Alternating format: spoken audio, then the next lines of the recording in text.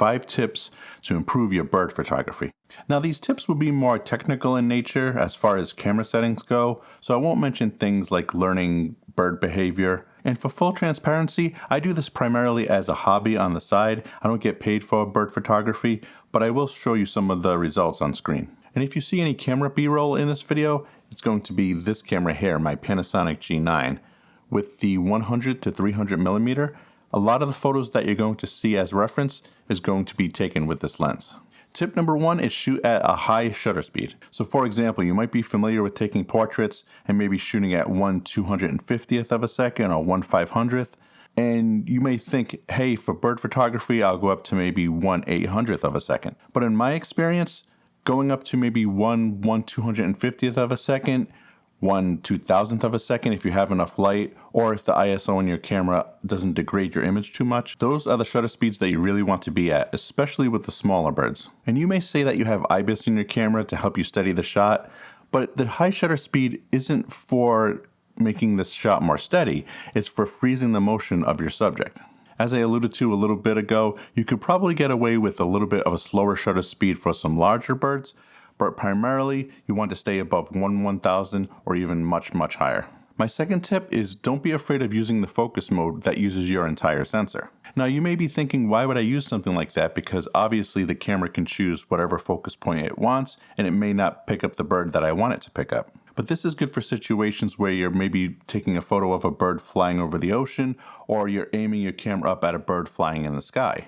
If you have an entirely blue sky, the bird is going to be your only point of contrast. And it's much easier for your camera to do the work there than for you to have a tiny focus point and then try to put that over the bird while it's flying through the sky. Of course, it's a little bit more difficult if your bird is in a tree and they have a lot of foliage behind them, but this is where something like AI would come into place. If your camera doesn't have that, obviously you do want to limit the size of your focus area.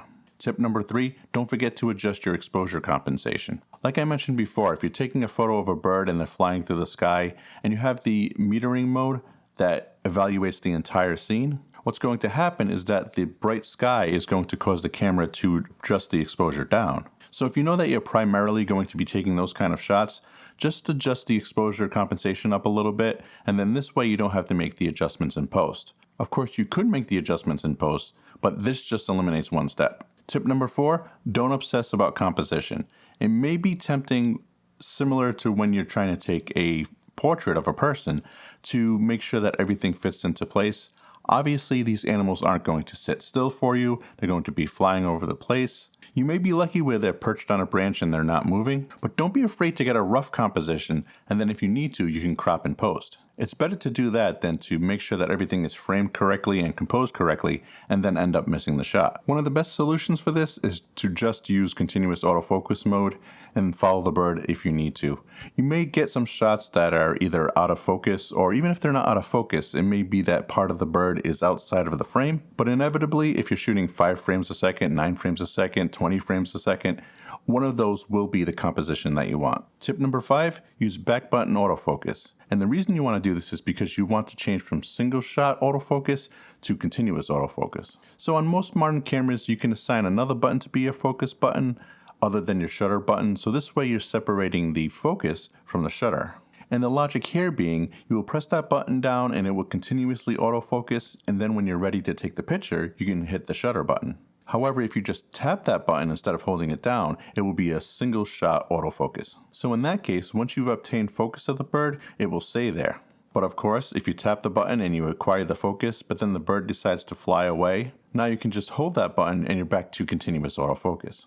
As opposed to if you had the focus connected to the shutter button, obviously you want to take a picture, so you'll be holding the shutter button, it will be continuously focusing, and then it may lose the focus on the subject that you had. And here's a bonus tip. Don't worry about aperture. And what I mean by that is, it may be tempting, again, when we're taking photos of people, to shoot at 1.4 or 2.8, but because of the focal lengths that you use for bird photography, such as 300mm, 400mm, 600mm, that isn't as much of a concern. Now, as with any focal length, the closer something is to your subject, in this case, let's say there's a branch right behind the bird, no matter what focal length you have, you're still going to be able to see that branch. but a lot of the shots that I've taken, even at 250 millimeters, have been at 5.6, and I'll still be able to get that blurry background. Because remember, one of the primary ways to do that is to have separation from your subject to their background. So thanks for watching, I hope those helped.